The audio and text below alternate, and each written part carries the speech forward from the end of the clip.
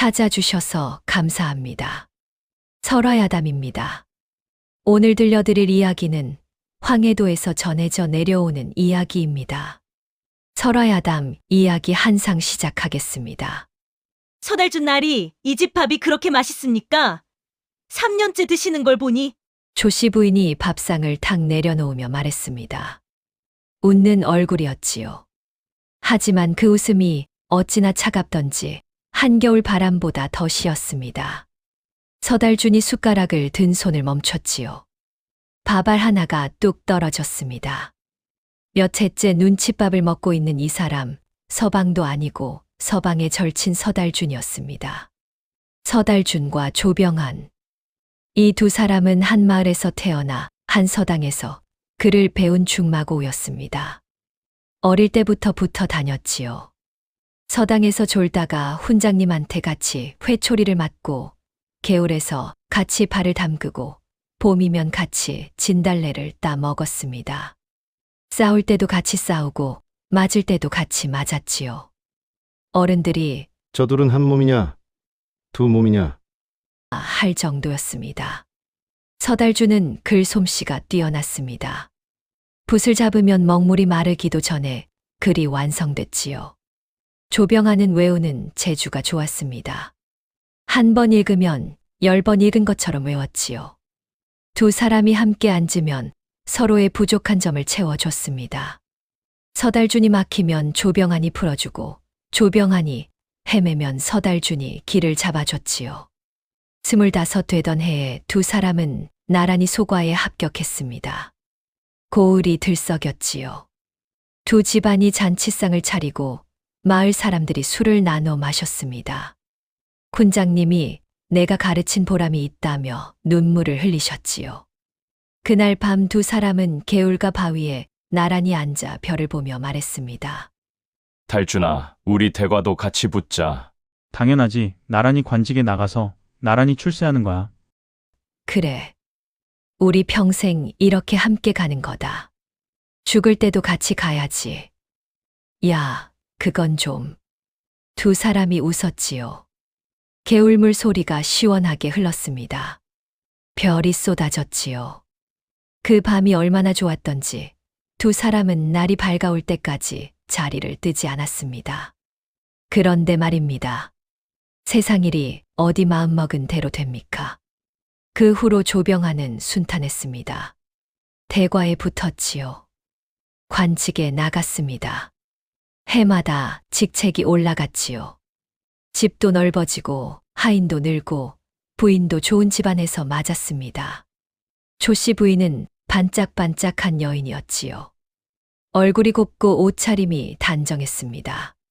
다만 콧대가 좀 높다는 말이 있었지요. 자기 남편이 잘 나가는 것을 누구보다 자랑스러워했고 그러지 못한 사람들을 은근히 아래로 봤습니다. 하지만 그때는 조병한도 그 부분을 대수롭지 않게 여겼지요. 서달준은 달랐습니다. 아버지가 돌아가시면서 빚을 남겼지요. 갚느라 논밭을 팔았습니다. 어머니마저 병이 드셔서 약값으로 나머지를 다 썼지요. 대과 공부는 엄두도 못 냈습니다.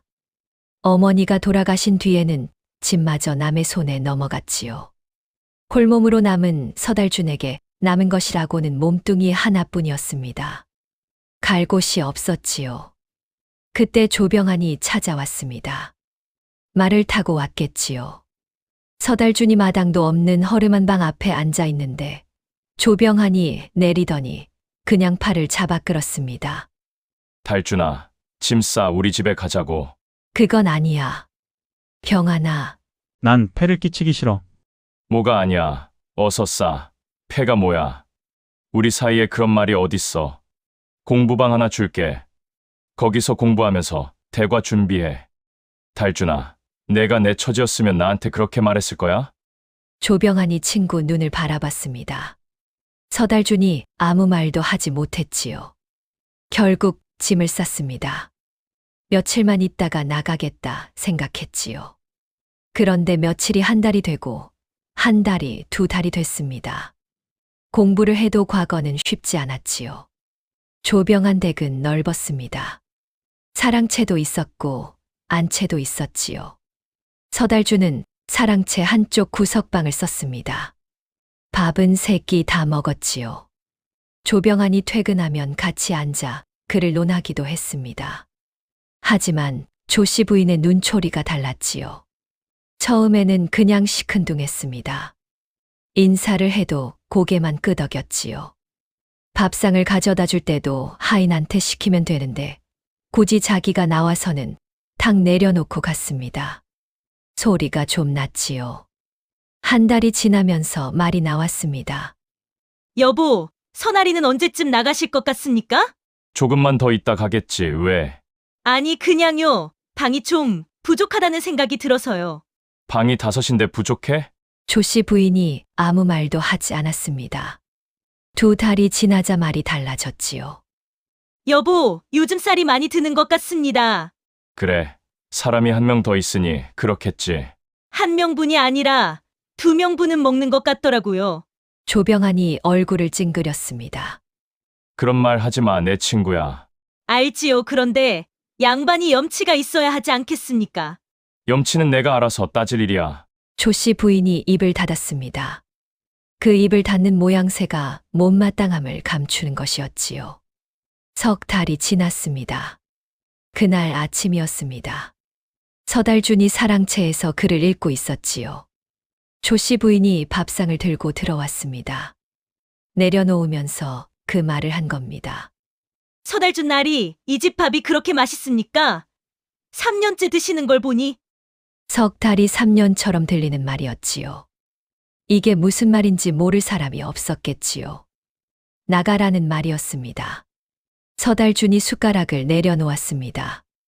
밥상을 바라봤지요. 보리밥에 된장국이었습니다. 예전보다 반찬이 많이 줄었지요. 처음엔 2가지였다가 1가지가 됐고 어느 날부터는 된장만 나왔습니다.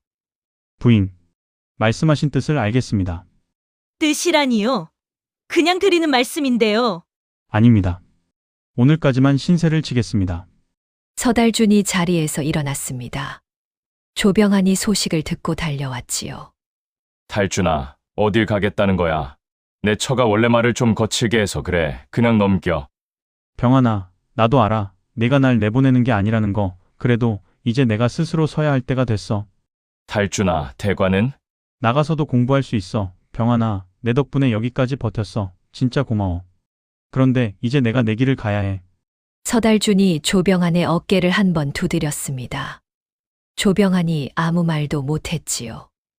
눈이 붉어졌습니다. 서달준이 보따리 하나를 들고 대문을 나섰습니다.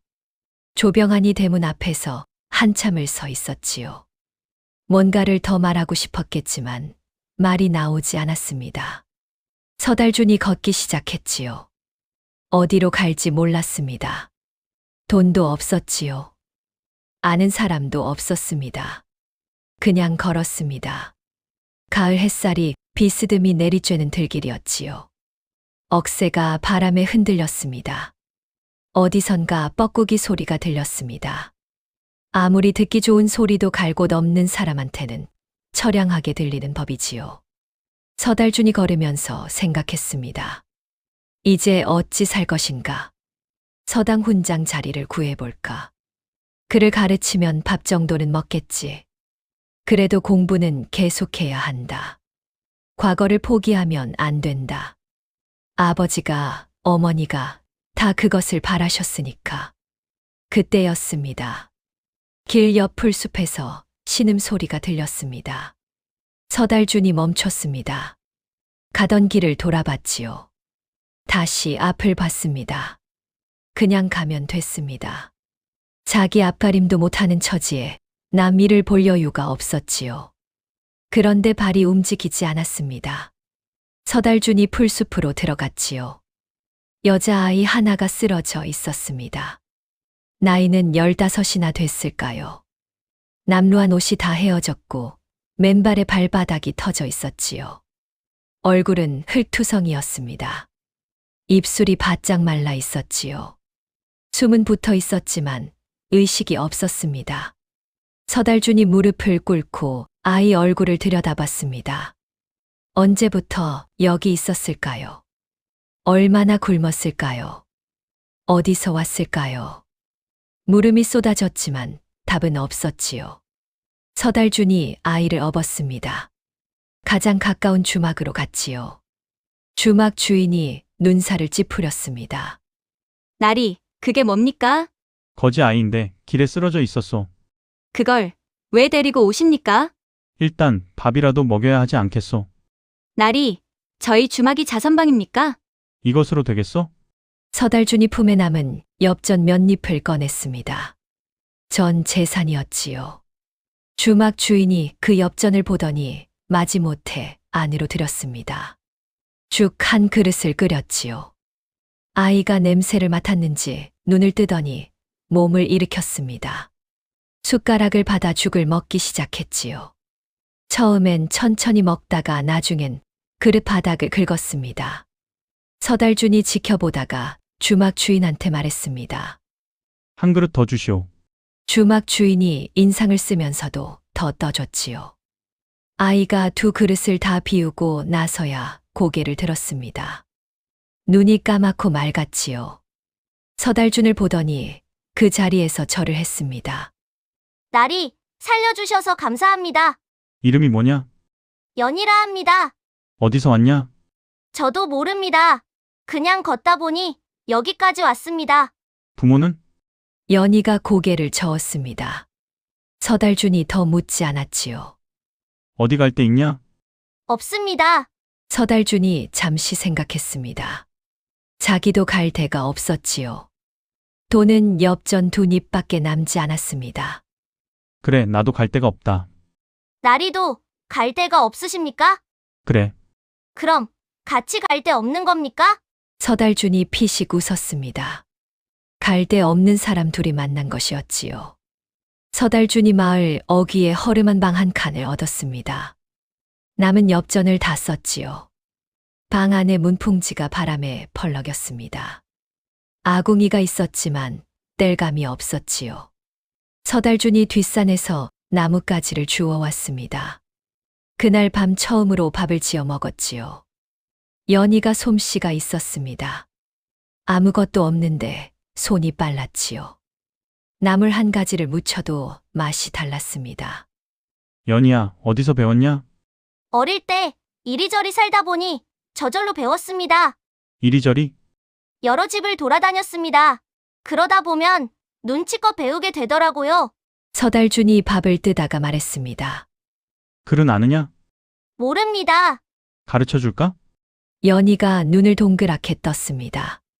나리, 저 같은 것이 글을 배워도 됩니까? 그래, 무슨 됩니까가 있어. 배우고 싶으면 배우는 거지. 연희가 잠깐 망설이더니 고개를 끄덕였습니다. 그날 밤부터 서달준이 그를 가르쳤지요. 등잔 하나 앞에서 나뭇가지로 바닥에 글자를 썼습니다. 연희가 한 번 배우면 잊지 않았습니다. 다음 날 아침에 물으면 어제 배운 것을 다 기억했지요. 서달준이 그 모습을 보며 생각했습니다. 이 아이 머리가 좋구나. 낮에는 서달준이 품을 팔았습니다. 논일을 하고 짐을 나르고 장에서 허드렛 일을 했지요. 연희도 빨래를 받아 삶고 바느질 품을 팔았습니다. 해지면 집에 돌아와 함께 밥을 먹고 밤에는 서달준이 글을 읽었지요. 연희는 옆에서 바느질을 하였습니다. 그렇게 3년이 지났습니다. 3년을 품팔이를 하면서 공부를 했지요. 쉬운 길이 아니었습니다. 몸이 천근만근인 날에도 손이 트고 발이 아픈 날에도 서달준은 밤에 등잔을 켰습니다. 연희도 어느새 글을 술술 읽게 됐지요. 논어도 읽었고 맹자도 읽었습니다. 서달준이 공부에 막히면 연희와 이야기를 나눴지요. 연희야, 이 대목이 무슨 뜻인 것 같으냐? 바다는 어떠한 물도 마다하지 않는다는 말 같습니다. 그래? 왜 그렇게 생각해? 여러 물이 다 바다로 흘러들어가지 않습니까? 크고 작은 것 가리지 않고요. 그래서 바다가 바다인 것 아닙니까? 서달준이 눈을 깜박였습니다. 연희야, 그게 맞는 말이다. 그렇습니까? 그래, 사람도 마찬가지야. 크고 작은 사람, 잘나고 못난 사람을 다 받아들일 수 있어야 그릇이 큰 사람이 되는 거지. 연희가 고개를 끄덕였습니다. 나리가 저를 거두셨을 때 그 마음이 그거였습니까? 서달준이 잠깐 멈췄다가 말했습니다. 그냥 발이 멈춰서. 그게 그 마음이었겠지요. 대관날이 됐습니다. 서달준이 새벽에 일어났지요. 연희가 소매자락에 뭔가를 쥐어줬습니다. 작은 주머니였지요. 이게 뭐냐? 3년 동안 바느질해서 모은 돈입니다. 한양 가시는데 쓰십시오. 서달준이 그 주머니를 쥔 손이 잠시 떨렸습니다. 가벼운 주머니였지요. 하지만 그 무게가 어찌나 묵직하게 느껴지던지요. 다녀오십시오. 날이 꼭 붙으셔야 합니다. 서달준이 고개를 끄덕이고 길을 떠났지요. 그리고 그해 가을이었습니다. 서달준이 대과에 합격했습니다. 방이 붙었을 때 서달준이 한참을 그 앞에 서 있었다지요. 마음속으로 이름 하나를 불렀겠지요. 연희야. 그리고 또 하나. 어머니. 서달준은 관직에 나갔습니다.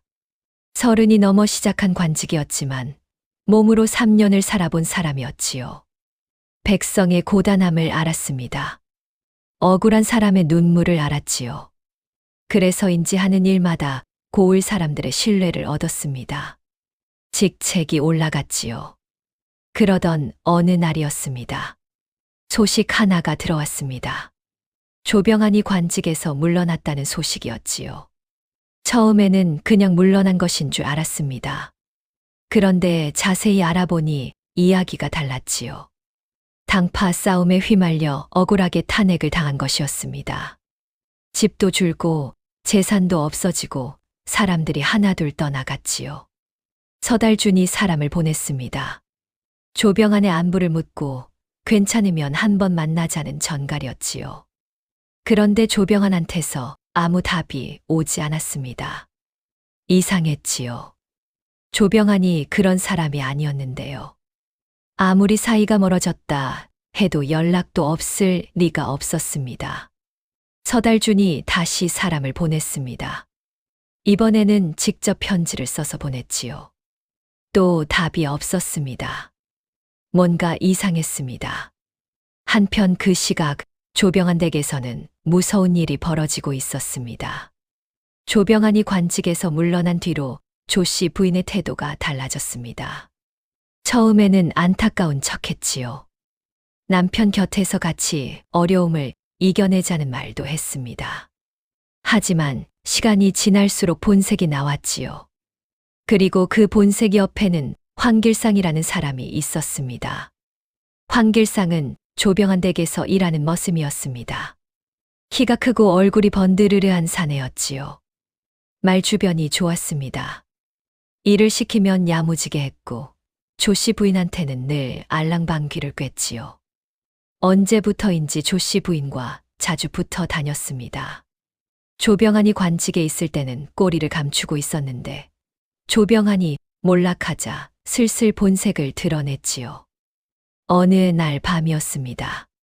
조씨 부인과 황길상이 사랑채 뒤편에서 낮게 이야기를 나눴지요. 마님, 이대로는 안 됩니다. 조나리가 살아있으면 우리가 마음대로 할 수 없습니다. 황길상이 조용히 말했습니다. 어찌할 것이냐? 조씨 부인이 물었지요. 독입니다. 그리고 말입니다. 요즘 서달준 날이 댁이 잘 나간다지요. 들었다. 조나리를 이용하면 됩니다. 조나리가 서달준 나리한테 편지를 쓰게 하는 겁니다. 급히 큰 돈이 필요하다고요. 그 돈을 받아내면 우리 것이 되는 거지요. 두 사람이 서로 마주보며 웃었지요. 조병안이 그 사실을 절반쯤 알았습니다. 집안이 이상하게 돌아간다는 것은 느꼈지요. 황길상이 자기를 보는 눈빛이 달라졌다는 것도 알았습니다. 밥맛이 이상한 날이 며칠째 이어졌지요. 속이 자꾸 불편했습니다. 밥을 먹으면 쓴 기운이 올라왔지요. 처음엔 몸이 안 좋아서 그런가 했는데 날이 갈수록 이상했습니다. 조병안이 속으로 생각했지요. 이게 단순한 것이 아니다. 조병안이 몰래 붓을 들었습니다. 서달준에게 편지를 쓰기 시작했지요. 하지만 조 씨 부인이 편지를 다 검열했습니다. 사람이 나가고 들어오는 것을 다 감시했지요.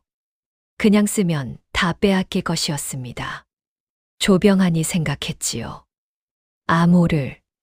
두 사람이 어릴 때 서당에서 장난으로 만든 암호가 있었습니다. 각 줄 첫 글자만 이어 읽으면 진짜 뜻이 나오는 방식이었지요. 군장 몰래 쪽지를 주고받을 때 썼던 방법이었습니다. 30년 전 일이지요. 서달준이 기억할까요? 조병환이 편지를 썼습니다. 겉으로는 그냥 안부 편지였지요. 서달준의 관직 승진을 축하한다. 요즘 날이 많이 쌀쌀해졌다. 자네는 별일 없느냐 하는 내용이었습니다. 각 줄 첫 글자에 메시지를 숨겼지요. 나는 지금 위험하다. 조 씨 부인이 읽고 아무 이상 없다고 판단했습니다. 편지가 나갔지요. 그 편지가 서달준 앞에 도착했습니다. 서달준이 편지를 읽었지요. 읽다가 고개를 갸웃했습니다. 뭔가 이상했지요.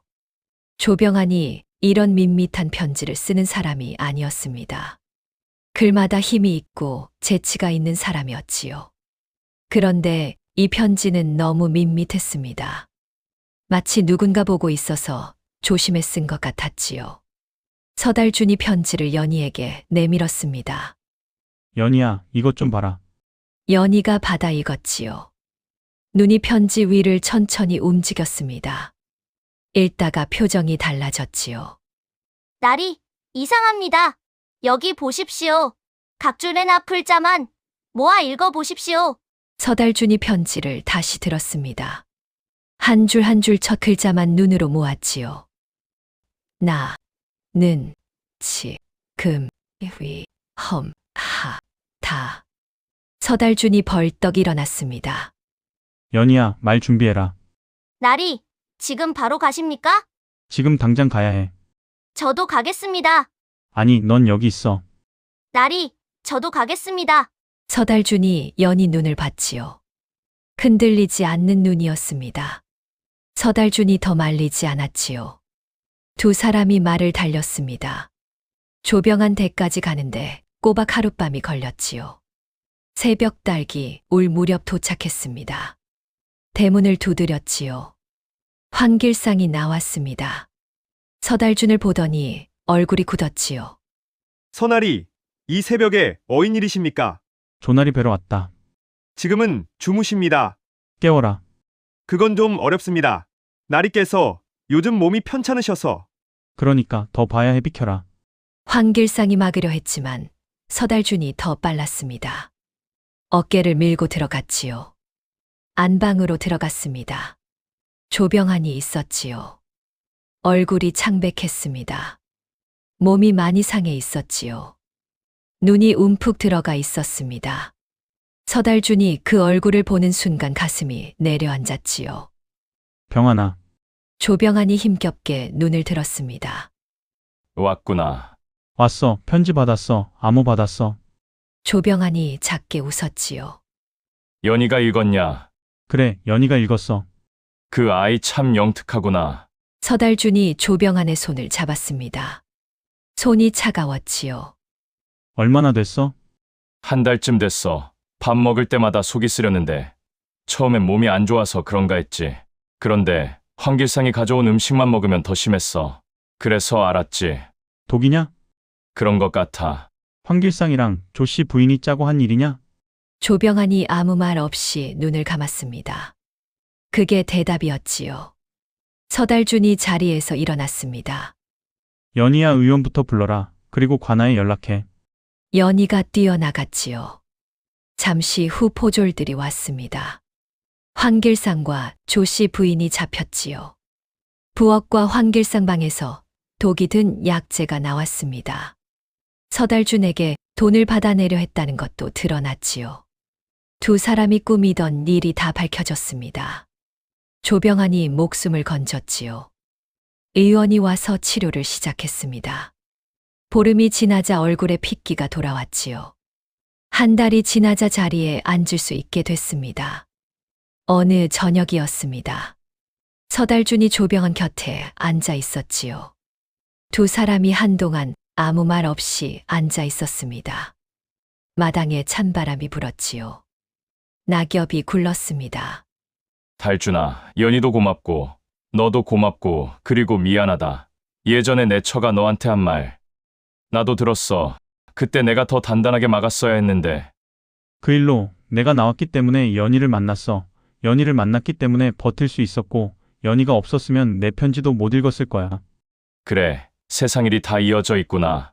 달준아, 우리 어릴 때 개울가 바위에서 한 말 기억하냐? 평생 함께 가자고 했지. 그 약속 지켰다. 서달준이 피식 웃었습니다. 그해 겨울이었습니다. 서달준이 연희와 혼인했습니다. 혼인식 날 연희가 새 옷을 입고 섰는데 서달준이 보니 눈물이 날 것 같았지요. 들길에서 쓰러져 있던 그 아이가 이렇게 단정하고 당당하게 서 있었습니다. 조병안도 왔지요. 아직 몸이 완전히 낫지 않았지만 지팡이를 짚고 왔습니다. 바람이 불어왔습니다. 마당에 낙엽이 빙글 돌았지요. 저 멀리 산이 보였습니다. 늦가을 산이 참 좋았지요. 붉고 노랗고 어딘가 쓸쓸하면서도 아름다웠습니다. 자, 여기서 한번 보셔요. 이 이야기에서 가장 중요한 장면은 어디였을까요? 서달준이 대과에 합격한 순간도 아니고 황길상이 잡히는 순간도 아니었습니다. 바로 서달준이 들길에서 발을 멈추던 그 순간이었지요. 갈 곳도 없고 돈도 없고 오늘 신세를 졌던 집에서 쫓겨나다시피 나온 날이었습니다. 그 처지의 풀숲에서 신음소리가 들렸을 때 서달준은 그냥 갈 수도 있었지요. 아무도 뭐라 하지 않았을 겁니다. 하지만 서달준은 발을 멈췄습니다. 바다는 어떠한 물도 마다하지 않는다 했습니다. 크고 작은 물, 맑고 탁한 물, 다 받아들이기에 바다가 그 깊이와 넓이를 갖는다고 하지요. 서달준이 연희를 거두지 않았다면 암호를 읽어낼 사람이 없었겠지요. 연희가 없었다면 조병안은 그날 밤 죽었을 겁니다. 작은 멈춤 하나가 그 모든 것을 살려냈습니다. 우리 주변에도 그런 순간이 있습니다. 그냥 지나쳐도 되는 순간, 모른 척해도 아무도 뭐라 하지 않을 순간이요. 사소하다 여겨 흘려보낸 인연이 사실은 내 삶을 통째로 바꿀 수도 있는 인연이었을지 모릅니다. 그 한 번의 멈춤이, 그 한 번의 손 내밀기가 결국 가장 크고 깊은 사람을 만드는 것이 아닐까요? 서달준처럼 말입니다. 오늘 이야기는 여기까지입니다. 재미있으셨다면 좋아요와 구독을 눌러주세요. 다음에도 찰진 야담으로 돌아오겠습니다. 모두 좋은 일만 가득하세요.